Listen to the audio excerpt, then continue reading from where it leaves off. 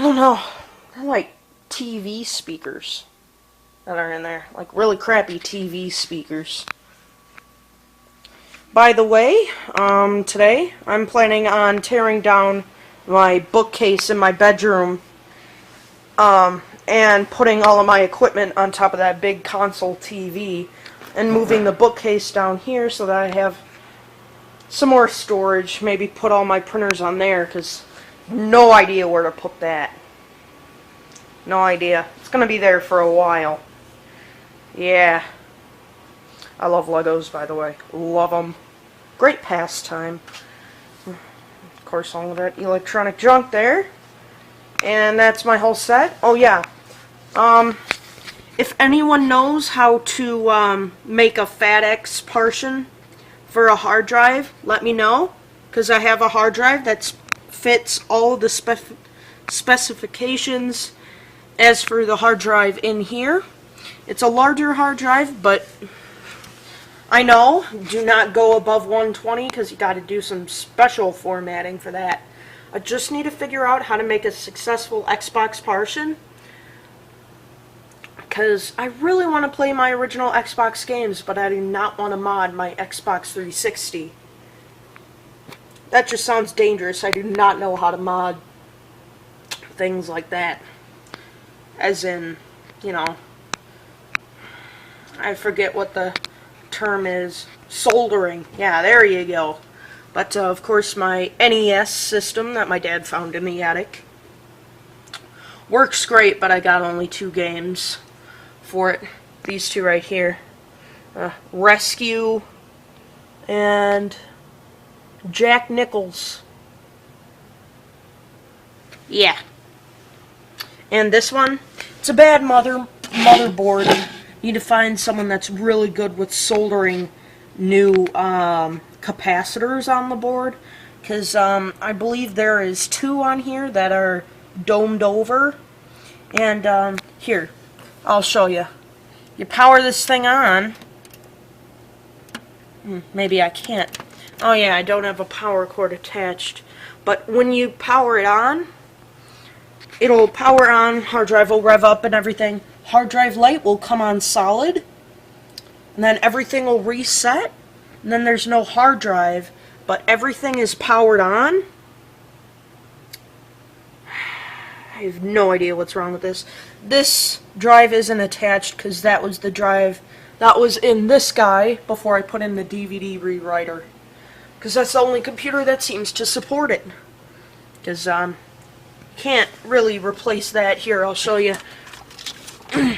If I can. Sorry. Oh, that's a really hard thing to get out with one hand. Okay, sorry about that.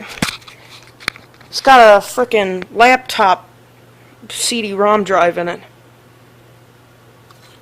You can't really replace CD-ROM drive. I mean, you could get a replacement, but I doubt that this thing ever came with a DVD burner. If you could tell me where to get one, that would be greatly appreciated.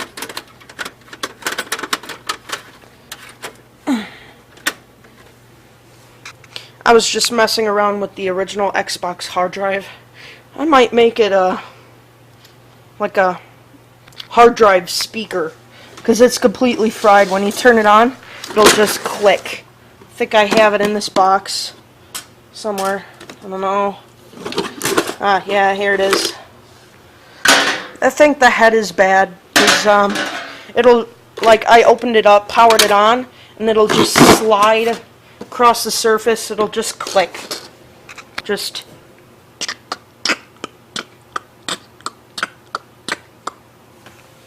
gets really irritating. And then you, of course, get the red ring. And I know that's not a good sign here. Just show you. Of course, you get the red ring right away.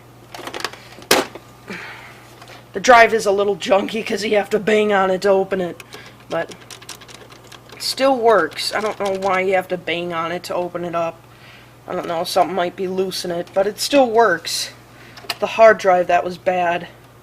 And I think I gotta get a CD cleaner because I remember before the hard drive went bad, it had to try at least about 20 times until it would read the disc. I don't know. I think I might have a friend that has an Xbox that they're willing to sell. Everything works on it. I think they wanted to sell it to me for like 20 bucks because, you know, these aren't really worth anything anymore. Only thing I hate about it, it's got a DVD drive, but you gotta buy a special kit for playback. Yeah. Xbox DVD movie playback kit. Not really a kit. It's an infrared sensor. And where's that handy dandy remote? A handy dandy Xbox remote. Xbox DVD. Sorry, I always forget where the camera is on this thing. But, yeah. That is my video. And I would appreciate some side comments as to how to get those parts and discs and everything I mentioned in here. Yeah, that is pretty much everything in my entire, I guess you'd say, collection here. There's my little ghetto network here. Got my wireless router so that I can access all of my computers through the network with my laptop. Isn't that handy? I got my old Linksys router. I scrounged that from my grandpa's basement. That was his old home router. And I took it because he got a new network in his house with a new router and everything. And that was my old family router. Look at that. They're the exact same model and everything. They also work as network switches. Yeah. And I got my trusty little Linksys 10x100 network switch. Pretty much just sharing. Got all of the routers connected and are just sending information between each other. But I need all of these routers because when I have everything powered on, all of the LEDs on there, all of the LEDs on here and here light up.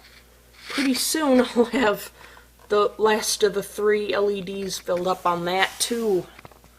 Pretty soon I'll need another network hub or router. I like using routers more. I think they're more trustworthy than a hub. Then again, I don't really have any space for a hub where it would be safe from falling. And see my little ghetto ventilation support system here. Oh, whoops. Oh, what do you know? Legos.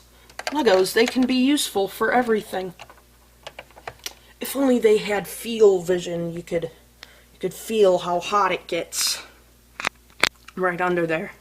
Whole lot of activity in that network when everything's powered on. It's a little warm now. I don't know, pretty soon I might want to air dust those routers. I'm getting a little dusty from being down here for such a long time. As you see, this router, it's ridiculously faded. Look at that. It was purple just like this one. Now it's almost a blue, but it's still purple. Just really faded. This one says it can be a switch. This one says it can't.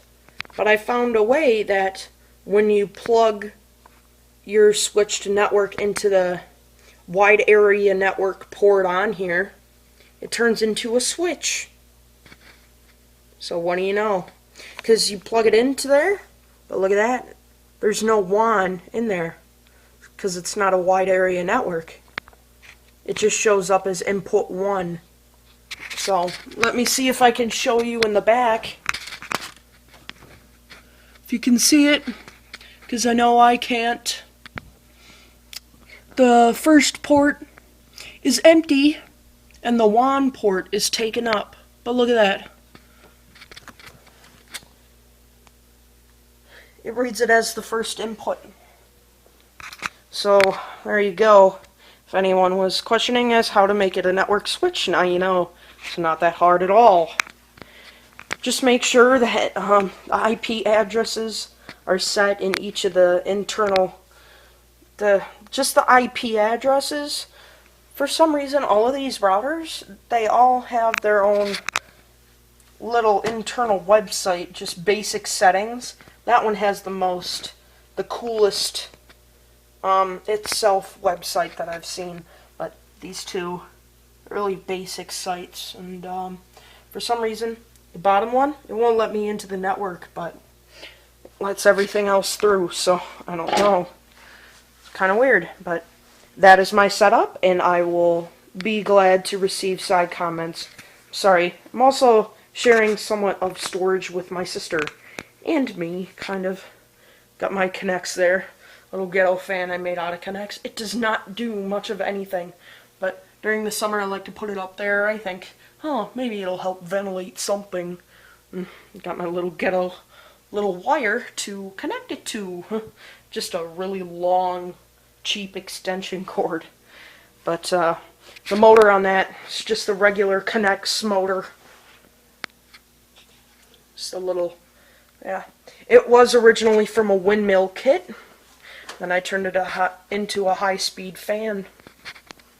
It actually turns really fast. It's just doesn't move air around. I'm trying to fix that. Then my little K'NEX monster. What is it? I don't know. Don't ask, because I don't even know. Some kind of dinosaur thing. Then just Lite-Brite stuff. I used to love my Lite-Brite. When I first started my computer collection, I made this sign: "Do not touch powered-on computers." Then I had a sign next to it: "Read this sign." Then I got my fancy little Wi-Fi sign.